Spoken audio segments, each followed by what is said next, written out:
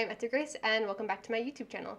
Today I am joined by RK Ashwick, and we're going to be talking about the second book in the series that I'm reviewing called A Captured Cauldron. It's the Sidequest Row series. You have two series. The other one is the Spirit Well saga.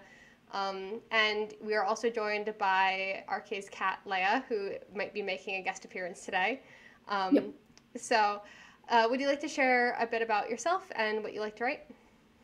Yeah, I'm RK Ashwick. I'm a cozy fantasy romance author. And as Etta said, I have two series out right now. I have the Lute Song series, which is a Regency-esque bard and forest spirit fantasy series. And then I have Rival Most Vile, which is Rival Potion Shop's, high fantasy series. Yes, and they're both very fun. I've had you on the YouTube channel before, so I'll have those linked, and I've also reviewed, I think, all of your books now, and they're all very fun. Yes. So, um, we have covered book one in this series before, so this may have spoilers for book one, but we'll try to stay relatively spoiler free for book two, unless you want to share spoilers. But given your experience with the Spirit Well, which we covered before, what did you expect from writing the sequel, and did this book surprise you in any ways? Yeah, sequels, as it turns out, are really difficult to write. I definitely learned that with Spirit Well. I actually had to adjust the release date of that one because it was so difficult.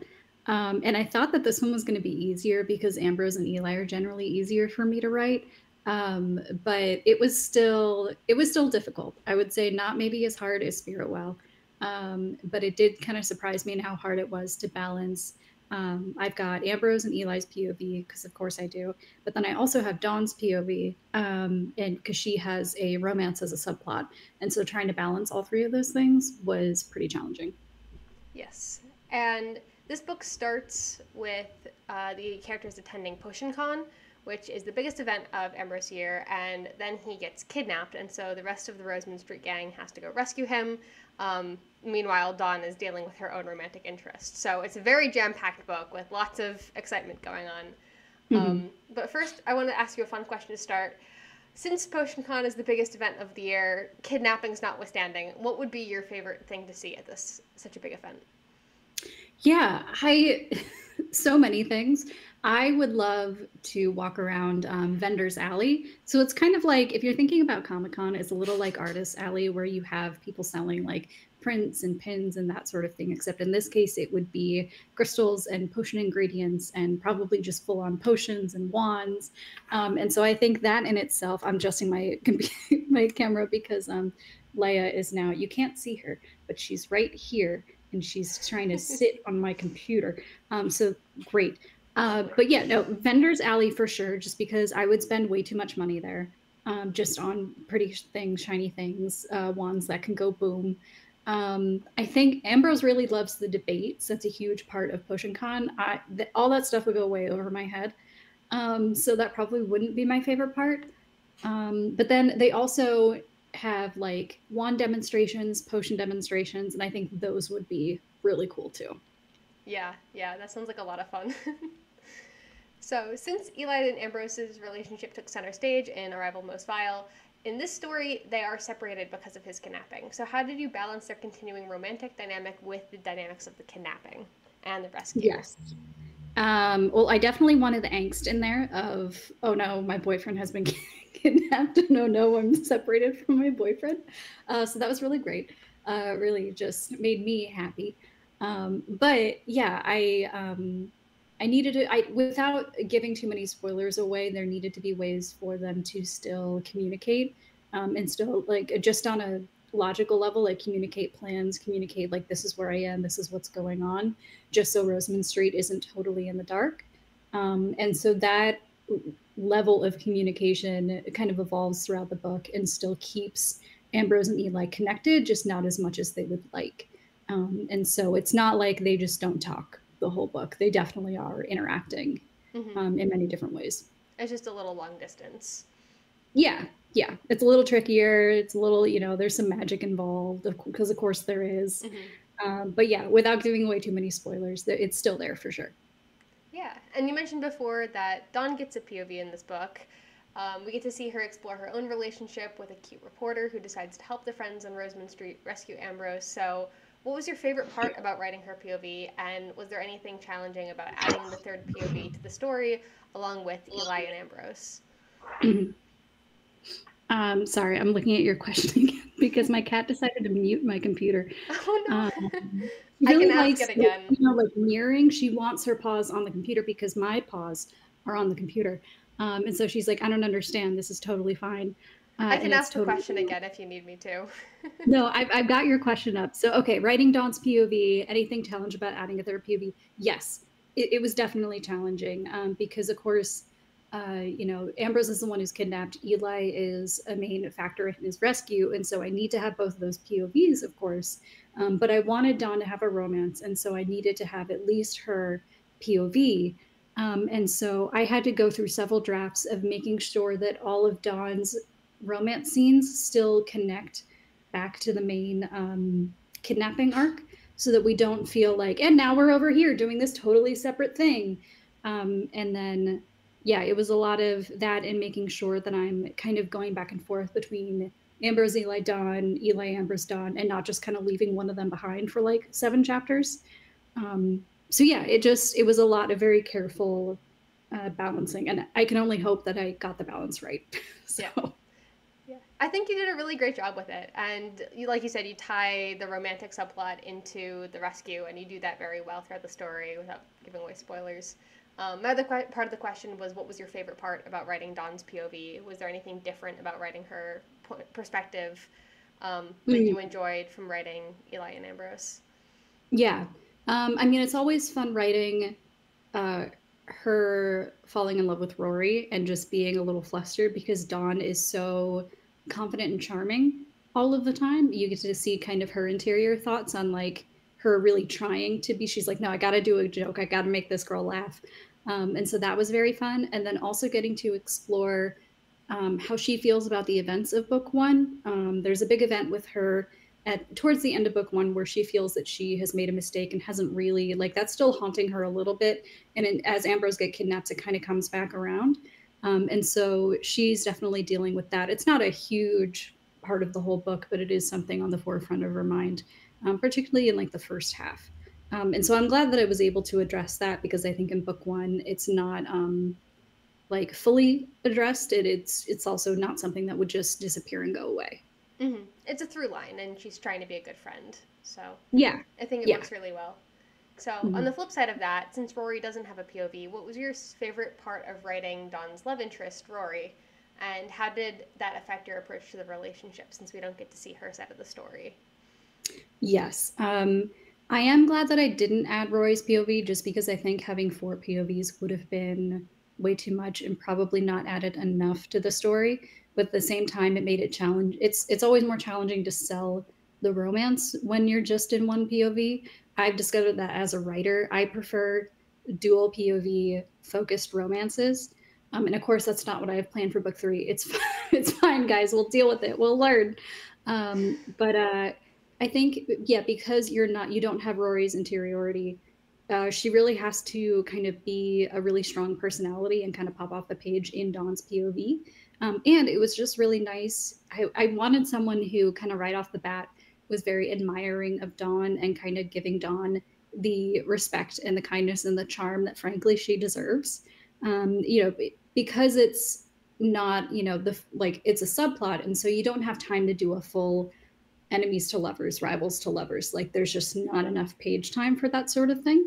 And so I could have her kind of start off by being a little smitten with Dawn from the beginning, which I think was fun. Yeah, I think it worked really well. There's clearly a lot of chemistry there, potion puns, but there's external factors keeping them from getting together rather than internal factors if they have to work through things in their own relationship. There's the external factors of there's a lot of stressful stuff going on right now and we just can't be together yet, even though they're both interested in each other. And I think it's a really cute dynamic. So I'm really glad that you included it, and I think it worked really well. Thank you. I'm glad. So, in this book, we also get to see a darker side of the world that you've built in Aphos, which is the undercity beneath Rosamund Street. So, When these criminals kidnap Ambrose, he's shoved outside of his comfort zone and has to outsmart his captors.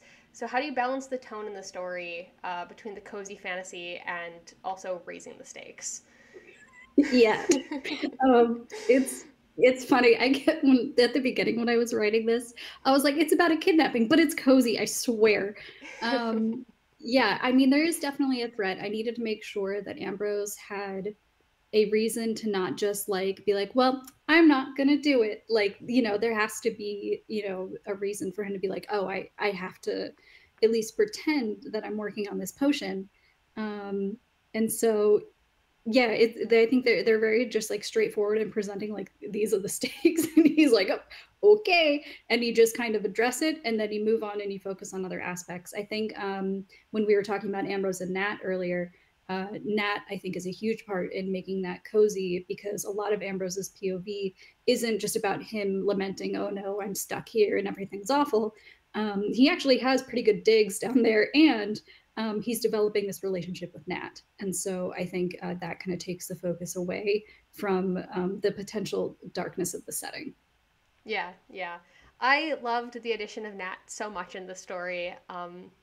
For those who might not have read the book yet, Nat is a servant who comes to give Ambrose his food, and they end up striking up a relationship, kind of a parental or mentor type relationship, and it's very sweet. I love them a lot, and it's very adorable. So I thought it was a really cute addition to the story, and I'm very glad that she was part of his experience being kidnapped and was able to make it a little better for him.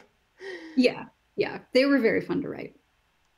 And my final question is that in Arrival Most Vile, there were diagrams including the different potions that were brewed, the commission potion, things from the different vendors on Rosamund Street, and we get a lot more art in this book as well from the different characters of different magic items that they use for the rescue and their heist and things that Ambrose is working on. So which of the diagrams is your favorite and why?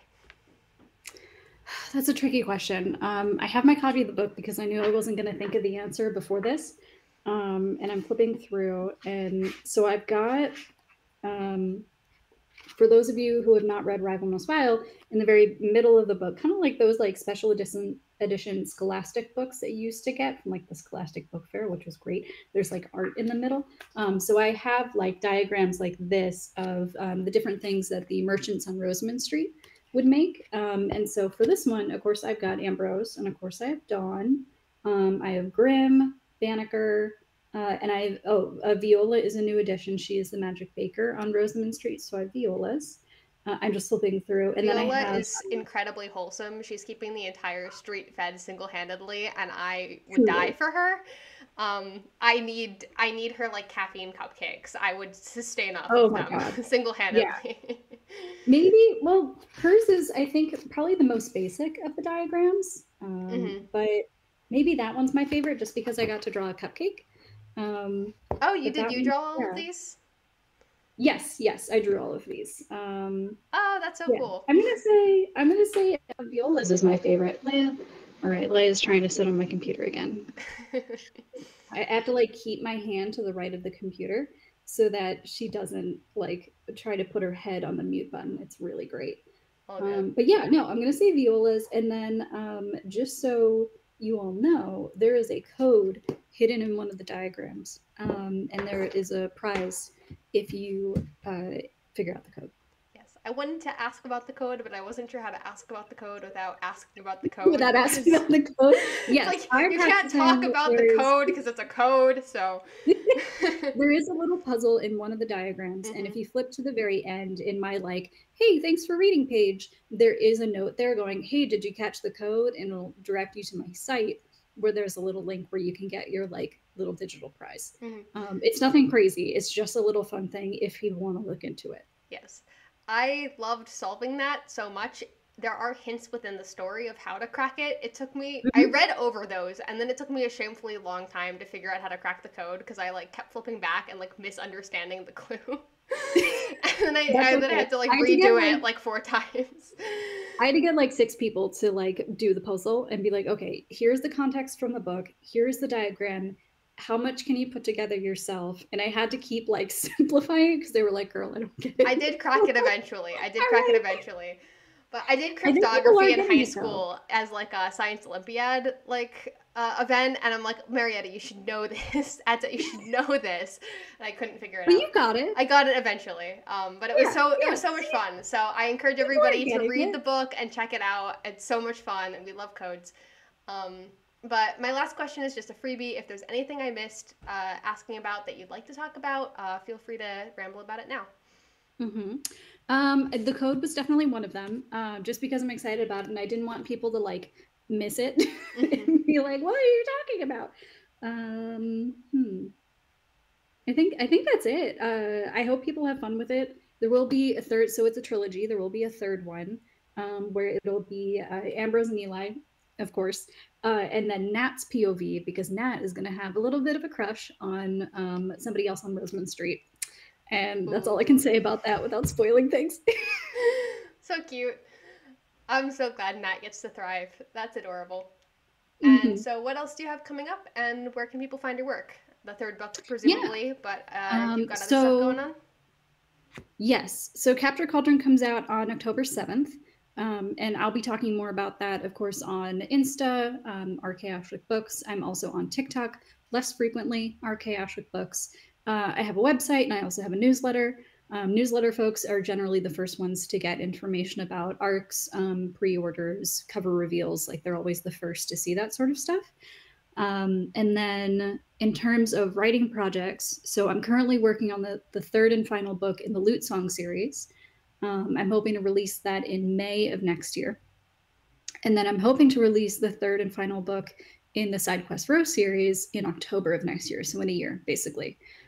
That's not terrifying at all, as I say that. Very busy, very exciting. Okay.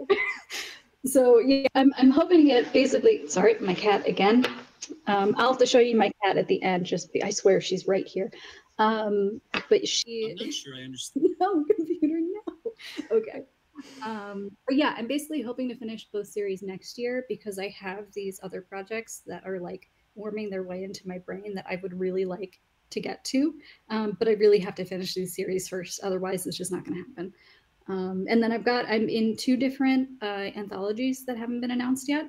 And so I am working on short stories for those, not connected to Sidequest or Lute Song. They're just their separate thing. Very exciting, very busy. I wish you all the best of luck with that.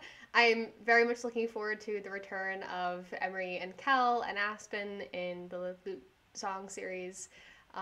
So I will make sure to have links to all of that in the description of this video and in the transcript. And thank you so much for talking with me today. This was a lot of fun. Yeah, of course. No, I love talking about this book. Thank you very much, and thank you for reading. Of course.